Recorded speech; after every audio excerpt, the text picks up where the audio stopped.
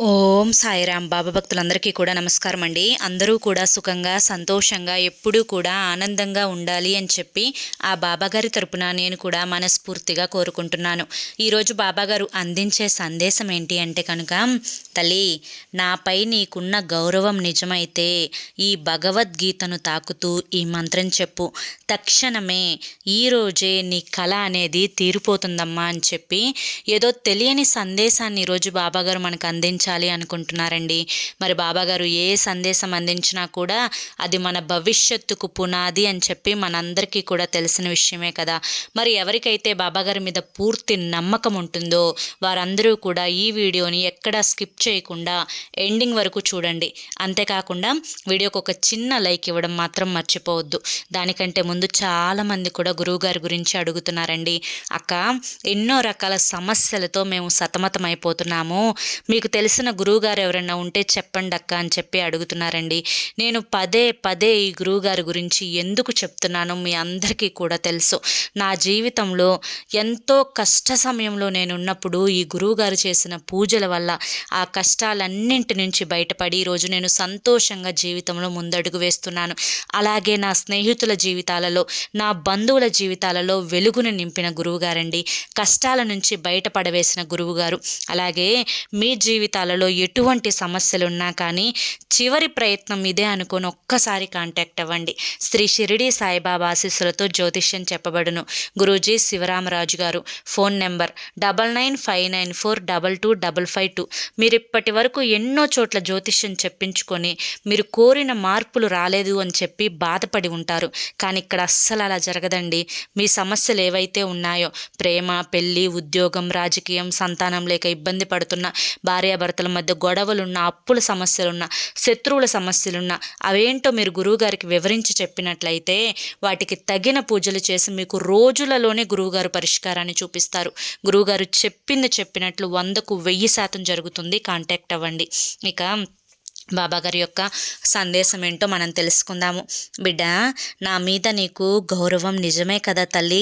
అయితే ఒక్కసారి కళ్ళు మూసుకొని భగవద్గీతని తాకు. భగవద్గీత అంటే ఎంత పవిత్రమైనదో నీకు తెలుసు కదా తల్లి. భగవద్గీతని అనుసరించే జీవితంలో ఏ పరిణామమైనా కానీ జరుగుతూ ఉంటుంది. నువ్వు కష్ట సమయంలో ఉన్నప్పుడు కళ్ళు మూసుకొని నీకు తెలియకుండానే ఒక పేజీని కనుక నువ్వు ఓపెన్ చేసి చదివితే అది నీ జీవితంతో అనుసంధానమై ఉంటుంది, అందులోని ప్రతి శ్లోకం కూడా. అయితే ఈరోజు నువ్వు నా మీద గౌరవంతో నువ్వు భగవద్గీతను తాకావు కాబట్టి నీ కోరిక, నీ యొక్క కళ, నీ యొక్క ఆశ, నీ యొక్క గమ్యం ఏదైనా కానీ తప్పకుండా ఈ రోజుతో నీకు పూర్తిగా అర్థమవుతుంది. బిడ్డ, ఎక్కడా కూడా స్కిప్ చేయకుండా, ఎక్కడా కూడా వదలకుండా చివరి వరకు విను.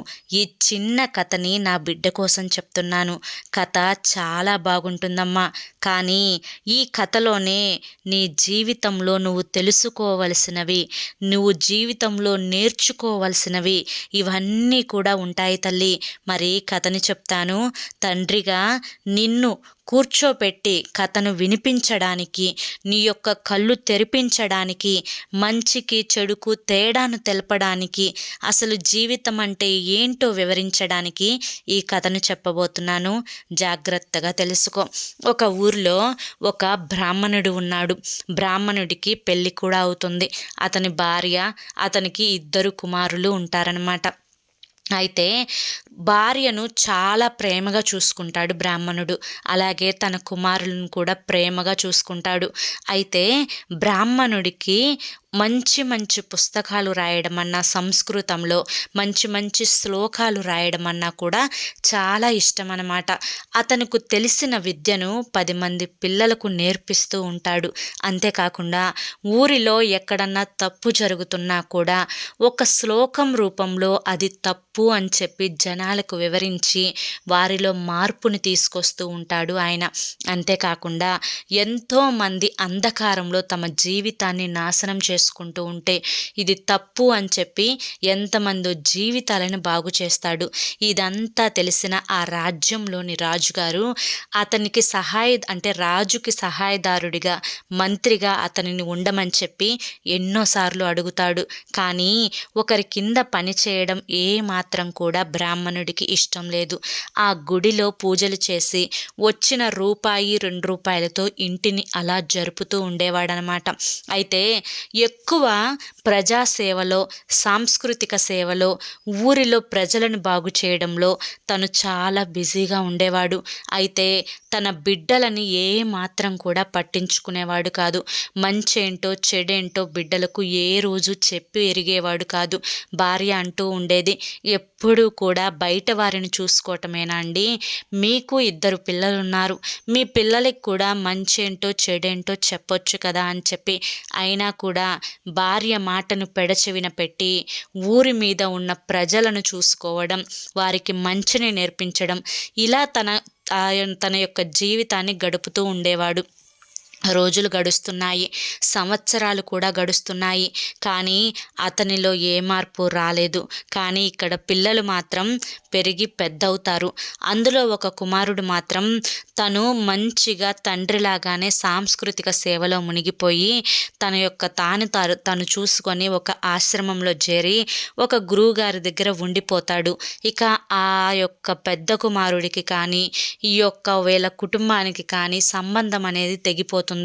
అక్కడే తన జీవితాన్ని చాలిస్తాను అని చెప్పి తల్లికి తండ్రికి చెప్పి ఆశీర్వచనాలు తీసుకొని వెళ్ళిపోతాడు. ఇక 2వ కుమారుడు విషయానికి వస్తే కనుక 2వ కుమారుడు వయసు పెరగడంతో పాటు స్నేహితులను కూడా పెంచుకుంటాడు. స్నేహితులకు తాగుడు వ్యసనం, జూదం అలవాటు, పేకాట ఆడడం, ఇవన్నీ కూడా చెడ్డ వ్యసనాలు అనేవి ఉండేవి. వాళ్ళందరితో చేరి ఇతను కూడా చెడు వ్యసనాలకు బానిసయ్యేవాడు. ఇక తాగుడు అయితే తాగి ఊర్లో ఉన్న వాళ్ళందరినీ కూడా ఏదో ఒక మాట దూషించుతూ తిరిగేవాడనమాట.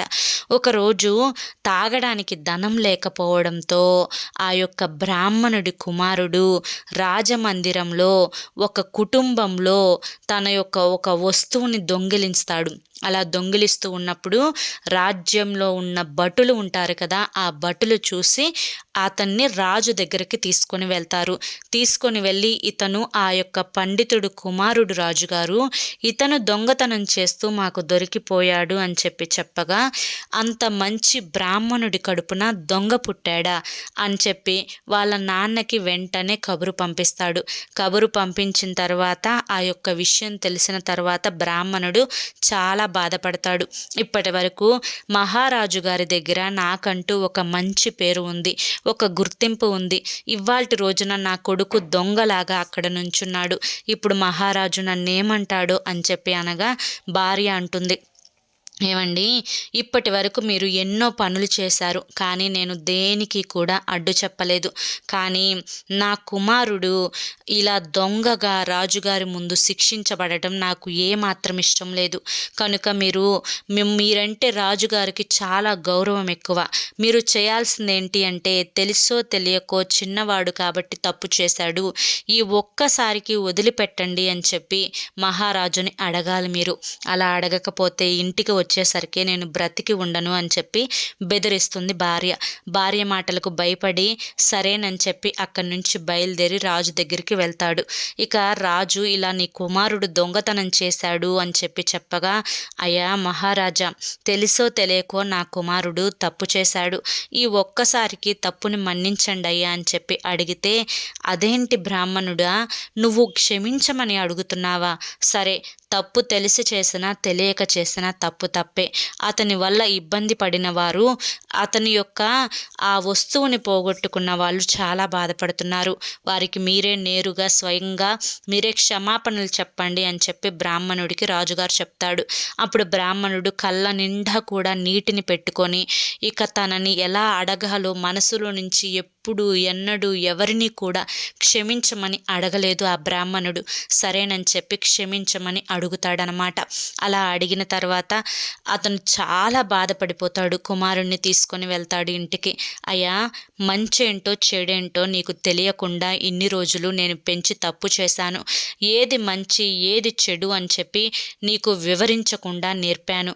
ఇన్ని రోజులు బయట తిరుగుళ్ళు అంటే బయటి వారికి మంచి చెడులు నేర్పించడంలో నా యొక్క జీవితం అంతా కూడా వృధా చేశాను. చివరికి నా కుమారుడికి మంచి నేర్పలేకపోయాను. నా తప్పు వల్లే నువ్వు ఇలా తయారయ్యావు. ఇక నుంచైనా కానీ మంచి బుద్ధులతో ఉండు అని చెప్పేవాడనమాట కుమారుడికి అప్పుడప్పుడు. కానీ అలవాటు పడ్డ ప్రాణం కదా, ఏ మాత్రం తండ్రిని లెక్క చేసేవాడు కాదు. తన యొక్క వ్యసనాలని రోజు కూడా అలాగే కంటిన్యూ చేస్తూ ఉండేవాడు. ఇదంతా గమనిస్తున్న బ్రాహ్మణుడికి దిగులు పడిపోతుంది మనసులో.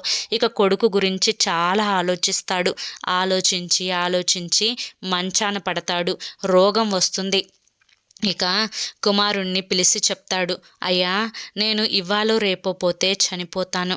కానీ నువ్వు అమ్మని జాగ్రత్తగా చూసుకోవాలి. ఇలాగే నువ్వు దుర్వ్యసనాలకు బానిసగా మారిపోతే అమ్మ చాలా బాధపడుతుంది అని చెప్పేవాడు. కానీ కుమారుడు మాత్రం మాత్రం లెక్క చేసేవాడు కాదు. ఇక తను ఒక మంచి పుస్తకం, మంచి గ్రంథం రాయాలి అనుకుంటాడు బ్రాహ్మణుడు. ఇక రాయడానికి ఓపిక లేకపోయినా ఈ పుస్తకం పూర్తయ్యేంత వరకు నాకు మరణం మాత్రం సంభవించకుండా చూడండి స్వామి అని చెప్పి ఆ భగవంతుణ్ణి మనసులో తలుచుకొని పుస్తకాన్ని రాయడం మొదలు పెడతాడు. కొన్ని నెలలకు పుస్తకం పూర్తయిపోతుంది. అలాగే అతను కూడా చివరాఖరికి వచ్చేస్తాడు. అంటే బాగా చనిపోవడానికి సిద్ధపడిపోతాడనమాట. అప్పుడు కుమారుడిని పిలిచి, నాయనా, నాకు ప్రాణం పోయే పరిస్థితి దగ్గరికి వచ్చింది, సమయం ఆసన్నమైంది కనుక నేను నీకు ఆస్తులు ఇవ్వలేదు, అంతస్తులు ఇవ్వలేదు. నా తప్పు వల్ల, నేను నీకు మంచి చెడు నేర్పించకపోవడం వల్ల, నా నిర్లక్ష్యం వల్ల నువ్వు ఈ రోజున దురవ్యసనాలకు అలవాటు పడిపోయావు. ఇది నా చివరి ఆస్తి అనుకుంటావో ఏమనుకుంటావో నాకు తెలియదు. ఈ గ్రంథాన్ని నీ దగ్గరే ఉంచుకో. నీ జీవితంలో ప్రతి అడుగడుగుకు కూడా ఈ గ్రంథంలో ఉండే వాక్యం నీకు ఉపయోగపడుతుంది అని చెప్పి గ్రంథాన్ని చేతిలో పెట్టి తను ప్రాణాన్ని అయితే వదిలేస్తాడనమాట. అయితే ఆ కుమారుడు ఏమనుకుంటాడు అంటే, ఆ గ్రంథాన్ని పక్కన పెట్టేసి మా నాన్న డబ్బులు ఎక్కడన్నా దాచాడా అని చెప్పి ఇల్లంతా కూడా వెతుకుతాడనమాట. అంటే అతనికి కేవలం దురవ్యసనాల మీద మాత్రమే ధ్యాస ఉంది తప్ప తండ్రి చనిపోయాడే, అసలు ఆ పుస్తకంలో ఏముందా వీటి గురించి ఆలోచించుకోలేదు అతను. ఇక తరువాత తల్లికి చెప్తాడు, అమ్మా, నాన్న నాకు ఈ గ్రంథాన్ని ఇచ్చాడు, ఇది ఎందుకు ఉపయోగపడుతుంది? కనీసం పాత పుస్తకాలోళ్ళు కూడా దీన్ని కొనరు, దీన్ని సరే దాచి ఉంచు అని చెప్పి ఇవ్వగా తన యొక్క భర్తకి గుర్తుగా భార్య ఆ గ్రంథాన్ని అక్కడే ఉంచుకుంటుందన్నమాట. ఇక కొన్ని రోజులు గడిచిన తర్వాత ఇల్లు గడవడం కూడా కష్టమైపోతుంది వాళ్ళకి. ఇక భార్య కొడుకుని పిలిచి కొడుకుతో ఇలా చెప్తుంది, నాయన, మీ నాన్న ఉన్నంతకాలం ఎలోకొలో ఒక పూట తినో ఒక పూట పసుతో పడుకున్నాము. కానీ ఇప్పుడు చేతిలో చిల్లి గవ్వలేదు. నువ్వే సంపాదించుకొని రావాలి. నువ్వేమో ఇలా చెడు వ్యసనాలకు బానిసైపోయావు. నువ్వు నా మాట వింటావా లేదా? ఈ ఒక్కసారి నా మాట విను. మహారాజు గారికి మన తండ్రి అంటే మీ తండ్రి మీద చాలా గౌరవం ఎక్కువ. మీరు అక్కడికి వెళ్ళి మహారాజు దగ్గరికి నాన్నగారి పేరు చెప్పి ఆ యొక్క రాజ్యంలో ఏదో ఒక పనిని ఇప్పించండి అని చెప్పి అడిగిరా, ఆయన ఏదో ఒక పని ఇస్తాడు అని చెప్పగా అప్పుడు అతను ఆ యొక్క రాజుగారి దగ్గరికి వెళ్ళి జరిగిందంతా చెప్పి తనకి ఏదో ఒక పనిని ఇవ్వమని చెప్పి అడుగుతాడనమాట. నువ్వు చూస్తే దొంగవి, నువ్వు రాజ్య మందిరంలో నీకేదన్నా పనిని అప్పచెప్పాను అంటే కనుక నువ్వు మళ్ళీ దొంగతనం చెయ్యవు అని చెప్పి గ్యారంటీ ఏంటి? మీ నాన్నగారి మీద మాకు గౌరవం ఉంది కనుక ఈ యొక్క కాసులు తీసుకొని ఏదో ఒక వ్యాపారాన్ని మొదలు పెట్టుకొని ఉండు అని చెప్పి కాసులు ఇచ్చి పంపిస్తాడనమాట. ఆ యొక్క మాట తల్లికి చెప్పి కాసులు ఇస్తే మహారాజుకి ఈ యొక్క సహజమైన డౌట్ రావడం అనేది సహజమే కదా, ఎవరైనా చూస్తూ దొంగని ఇంట్లో పెట్టుకోలేరు కదా అని చెప్పి అనుకొని మహారాజు ఇచ్చిన కాసులతోటి ఒక నెల రోజులైతే తింటారు. నెల తర్వాత మళ్ళీ పరిస్థితి అనేది మొదటికి వస్తుందన్నమాట. ఇక మొదటికి వచ్చిన తర్వాత తల్లి ఆరోగ్యం కూడా ఆలోచించి క్షీణిస్తుందన్నమాట. ఇక తల్లి ఆరోగ్యం కూడా అలా అయ్యేసరికి, చేతిలో చిల్లిగవ్వ లేకపోయేసరికి, తినటానికి తిండి లేకపోయేసరికి మళ్ళీ దొంగతనం చేయాలి అనే ఆలోచన అనేది కుమారుడికి వస్తుంది. మళ్ళీ వేరే ఇంట్లో దొంగతనం చేస్తూ రాజభటులకు దొరికిపోతాడనమాట. ఇంత చెప్పినా కూడా నువ్వు మారలేదా అని చెప్పి 10 కొరడా దెబ్బలు కొట్టి మీరు ఈ రాజ్యంలో ఉండడానికి పనికిరారు అని చెప్పి రాజ్యం నుంచి వెళ్ళగొడతారు. ఇక ఊరి చివరన ఒక అడవిలో ఒక చిన్న గుడిసెను వేసుకొని అక్కడ ఉంటారు. కొన్ని రోజులకు తల్లి కూడా తనువు చాలిస్తుందనమాట. ఇక కుమారుడికి ఎవ్వరూ లేకపోయేసరికి చాలా బాధ వేస్తుంది. ఆ పుస్తకాన్ని తీసి నాన్నగారు ఇచ్చిన పుస్తకంలో ఇప్పుడు నేనున్న ఈ పరిస్థితికి ఏదైనా సంబంధం ఉంటుందా అని చెప్పి పుస్తకాన్ని తెరిచి చదవడానికి ప్రయత్నిస్తాడు. కానీ అతనికి చదువు అనేదే రాదు. అందులో ఏముందో కూడా కనీసం అర్థం కూడా కావడం లేదు. ఇక బాగా చదువుకున్న ఒక అబ్బాయి దగ్గరికి ఆ పుస్తకాన్ని తీసుకొని వెళ్తాడు. అతన్ని చదవమంటాడు. ఇక్కడ అతను పుస్తకం తీసుకొని చదివేటప్పుడు ఇక్కడ అన్ని సంస్కృతంలో ఏవో శ్లోకాలు రాసి ఉన్నాయి, ఇవి నాకు కూడా అర్థం కావు అని చెప్పి ఆ అబ్బాయి చెప్తాడనమాట. ఇక ఈ పుస్తకాన్ని తీసుకొని నేనేం చేయాలి, సరే ఏదైతే అదైంది, నాకు ఇల్లు లేదు, వాకిలి లేదు, నా అనుకునే వాళ్ళు ఎవ్వరూ లేరు, నేను ఒంటరి వాడిని అయిపోయాను అని చెప్పి అతనిలో కొంచెం మార్పు కలుగుతుంది. ఇక సంచిలో పుస్తకాన్ని పెట్టుకొని చంకన తగిలించుకొని అడవుల్లోకి బయలుదేరాడు. ఈ అడవుల్లోనే నేను ఇకపై ఉంటాను, ఇక్కడ ఉన్న చెట్లకున్న పండ్లు కాయలు తిని బ్రతుకుతాను, ఏదైతే అది జరుగుతుంది అని చెప్పి ఆ పుస్తకాన్ని తీసి ఒక్కొక్క పేజీ నాన్నగారు రాసినవి చూసుకుంటూ ఉండగా అందులో 2 పేజీలు గాలికి ఎగిరి దూరంగా వెళ్ళి పడతాయన్నమాట. అలా గాలికి వెళ్ళేటప్పుడు పట్టుకోవడానికి ప్రయత్నిస్తాడు, కానీ అవి దొరకవు. అటుగా ఒక రాజకుమారుడు గుర్రం మీద వస్తూ ఉంటాడు, ఒక యువరాజు. అయితే యువరాజు మొహానికి వెళ్ళి ఒక కాగితం పడుతుంది. ఆ కాగితాన్ని తీసి చదవడానికి యువరాజు ప్రయత్నిస్తాడు. కానీ యువరాజుకు కూడా ఏదీ అర్థం కాదు. అర్థం కాకపోయినా ఇది ఏదో మహాజ్ఞాని రాసినట్లుగా ఉంది అని చెప్పి దాన్ని మడిచి పెట్టుకొని జేబులో పెట్టుకుంటాడు యువరాజు. తరువాత యువరాజు గుర్రం మీద పక్క ఊరికి వెళ్తాడు. పక్క ఊరికి వెళ్ళినప్పుడు అప్పటికే ఆ ఊరిలో కొన్ని పూజలు చేస్తూ ఆ ఊరికి ఒక యువరాజును బలి ఇస్తే ఆ ఊరికి పట్టిన దరిద్రం పోతుంది అని చెప్పి అక్కడ వాళ్ళు చెప్పుకుంటూ ఉండగా అదే సమయానికి యువరాజు ఆ ఊరిలో అడుగు పెట్టగా అతన్ని చూసి అక్కడ వాళ్ళందరూ ఆ అమ్మవారే మనకి ఈ యువరాజును పంపించింది, ఈరోజు యువరాజునే అమ్మవారికి బలిద్దాము అని చెప్పి అనుకొని యువరాజును ఒక చెట్టుకు కట్టిపడేస్తారు. అసలు మీరంతా ఎవరు, నన్నెందుకు చెట్టుకు కట్టిపడివేశారు అని చెప్పి చెప్పగా మా ఊరిలో కొన్ని రోజుల నుంచి కొన్ని నష్టాలు, ప్రాణాలు పోవడం జరుగుతూ ఉన్నాయి, అమ్మవారికి యువరాజు యొక్క బలి కావాలి అని చెప్పి అడిగారు, కనుక మిమ్మల్ని బలిద్దాము అని చెప్పి అనుకుంటున్నాను అని చెప్పి చెప్పగా నేను చాలా నీచమైన కుటుంబంలో పుట్టినవాడిని, కనుక నా యొక్క బలి మీకు ఏమాత్రం పని చేయదు అని చెప్పగా నీచమైన కుటుంబంలో పుడితేనేమైంది, ఎలా పుడితే ఏమైంది, నువ్వు ఒక యువరాజు అంటే నువ్వు బాగా యవ్వన వయసులో ఉన్నవాడివి, నిన్ను బలిస్తే మా ఊరికి మంచి జరుగుతుంది అని చెప్పి చెప్పగా ఇక వీరు ఎలాగైనా కానీ నన్ను బలిస్తారు అని చెప్పి యువరాజు నిర్ణయించుకొని ఆ యొక్క మనుషులతోటి నా జేబులో ఒక కాగితం ఉంది, ఆ కాగితంలో ఉన్న వాటికి అర్థం చెప్పండి, ఇదే నా చివరి కోరికగా నేను మిమ్మల్ని అడుగుతున్నాను అని చెప్పి చెప్పగా సరేనని చెప్పి ఆ జేబులో కాగితాన్ని తీసి ఆ బ్రాహ్మణుడికి ఇస్తారనమాట. ఆ బ్రాహ్మణుడు అవన్నీ శ్లోకాలు 2 చదువుతారు. చదివి అందులో మొదటి దానికి అర్థం ఏంటి అంటే కనుక ఒక అబద్ధం ఎన్నో రకాలైన అబద్ధాలకు దారితీస్తుంది, అంటే ఒక అబద్ధం ఎన్నో రకాలైన అబద్ధాలకు జన్మనిస్తుంది, ఆ అబద్ధాలు ఆడే వ్యక్తి ఎప్పటికైనా కష్టాలు పడక తప్పదు. ఇది మొదటి శ్లోకం యొక్క అర్థము.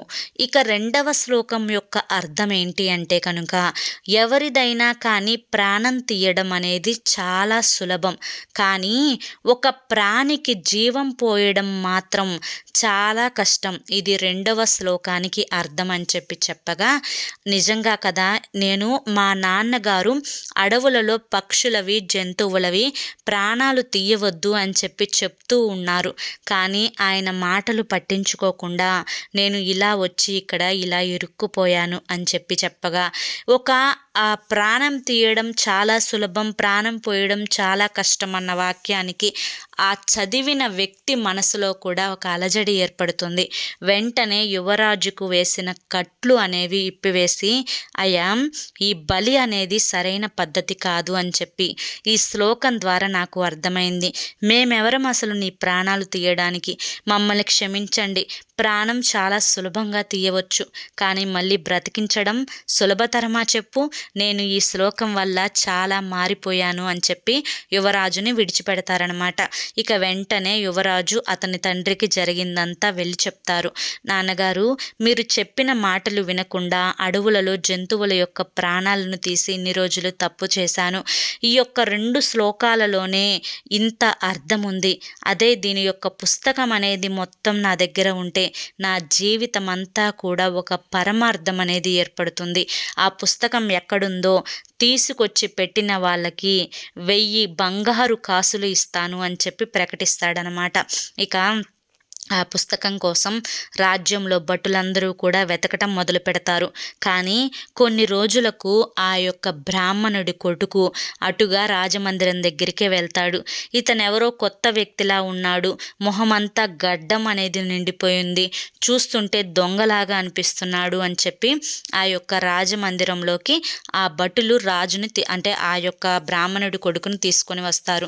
ఇతను ఏదో అనుమానాస్పద స్థితిలో మన యొక్క రాజమందిరంలో తిరుగుతూ ఉన్నారు. ఇతను చూస్తే దొంగలాగా అనిపిస్తుంది. ఎవరు ఇతను అని చెప్పి తీసుకొచ్చాం రాజుగారు అని చెప్పి చెప్పగా, ఎవరు నువ్వు? దొంగవా? ఎంతమంది ఇళ్లలో దొంగతనం చేశావు? నీ సంచిలో ఏముంది అని చెప్పి గబగబా సంచి తీయగా సంచిలో ఆ పుస్తకం ఉంటుందన్నమాట. ఇక యువరాజు ఆ పుస్తకాన్ని పట్టుకొని ఒక పేజీ తీసి చూడగా, ఇది నాకు దొరికిన పేజీ లాగానే ఉన్నది. ఈ పుస్తకం నీకు ఎక్కడిది? నువ్వు ఎవరు అసలు అని చెప్పి అడుగుతాడనమాట యువరాజు. అప్పుడు మా నాన్నగారు చనిపోతూ రాసిన మహాగ్రంథం ఇది. ఈ గ్రంథాన్ని చదవమని నాకు ఇచ్చారు. నా జీవితం అంతా కూడా ఇది ఏదో ఒక రకంగా ఉపయోగపడుతుంది అని చెప్పి చెప్పారు అని చెప్పి ఆ గ్రంథాన్ని ఆ యువరాజుకి ఇస్తారు. ఈ గ్రంథంలో చాలా మంచి మాటలు ఉన్నాయి. ఈ గ్రంథంలో ఉన్న ఒకే ఒక్క పేజీ నా ప్రాణాలను ఈరోజు నిలబెట్టింది. నీ యొక్క గ్రంథాన్ని నాకు ఇస్తావా? నీకు 10,000 బంగారు కాసులు ఇస్తాను అని చెప్పి చెప్పగా, ఆ యొక్క గ్రంథంలో ఏమి ఉందో ఒక్క పేజీ అయినా కానీ మా నాన్నగారు చెప్పిన దానికి ఒక్కదానికి అర్థమైనా చెప్పండి అని చెప్పి ఆ యొక్క బ్రాహ్మణుడి కొడుకు యువరాజుని అడుగుతాడనమాట. అప్పుడు ఆ యువరాజు చదువుతాడు. అందులో ఇంకొక శ్లోకం యొక్క అర్థం, మానవుడికి విద్య లేకపోవడం వల్ల నానా కష్టాలు అనుభవిస్తాడు. కష్టాలలోనే ఎవరైతే కష్టాలలో ఉంటారో ఆ కష్టాలలో ఉన్న సమయంలోనే మనవారు ఎవరు, పరాయి వారెవరు అని చెప్పి తెలుస్తుంది అని చెప్పి ఒక శ్లోకానికి అర్థం. ఇంకొక శ్లోకానికి అర్థం ఏంటి అంటే కనుక, మన జీవితంలో ఏది జరగాలో అదే జరుగుతుంది. అది మనకు దైవం వేసిన విధి. ఆ దైవం వేసిన విధిని మనం సంతోషంగా స్వీకరించాలి తప్ప బాధపడిన దాన్ని ఏ రకంగా కూడా ఆపలేవు అని చెప్పి రాసి ఉంటుంది. అప్పుడు ఆ బ్రాహ్మణుడి యొక్క కొడుకు ఆ యొక్క మనస్సులో చాలా బాధగా అనిపిస్తుంది. నిజంగానే కదా, నాకు విద్య లేదు.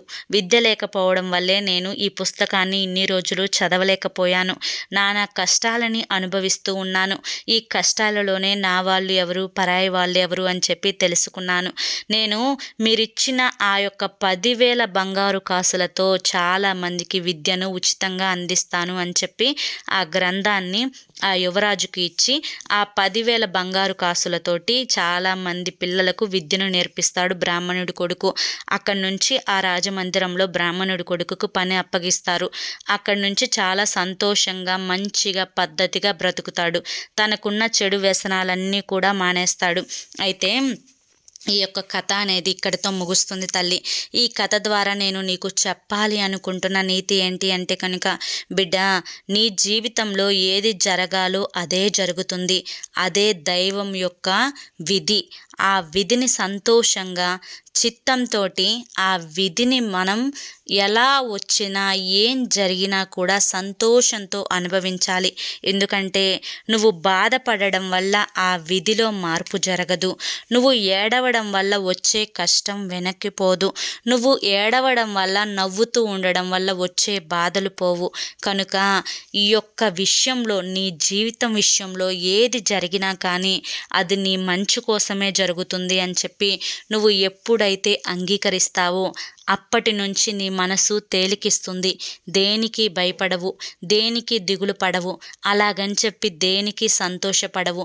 అలా స్థిరంగా ఉన్న మనసే ఎప్పుడైనా దేన్నైనా ఎదుర్కొంటుంది. కష్టాలలో ఉన్నప్పుడు నీ వాళ్ళు ఎవరు, పరాయి వాళ్ళు ఎవరు అని చెప్పి నీకు అర్థమవుతుంది. అంతా కూడా నీ మంచికే తల్లి అని చెప్పి ఈరోజు బాబాగారు మనకి చాలా చక్కటి సందేశాన్ని అందించారండి. ఈ సందేశంలో ఉన్న ఆంతర్యం ఏంటో మీ అందరికీ కూడా అర్థమైంది అనుకుంటున్నాను, నచ్చింది అనుకుంటున్నాను. అర్థమైంది, నచ్చింది అనిపిస్తే ఈ వీడియోకి ఒక చిన్న లైక్ ఇవ్వండి. కింద కామెంట్ సెక్షన్లో ఓం సాయిరామ్ అని చెప్పి టైప్ చేయండి. మరి కొంతమంది బాబా భక్తులకు వీడియోని షేర్ చేయండి. మరి రేపు మరొక మంచి సందేశంతో తప్పకుండా కలుసుకుందాం. అంతవరకు కూడా బాబా ఆశీస్సులు మీపై ఉండాలి అని చెప్పి మనస్ఫూర్తిగా కోరుకుంటూ సర్వే జన సుఖినో భవంతు. ఓం సాయిరామ్.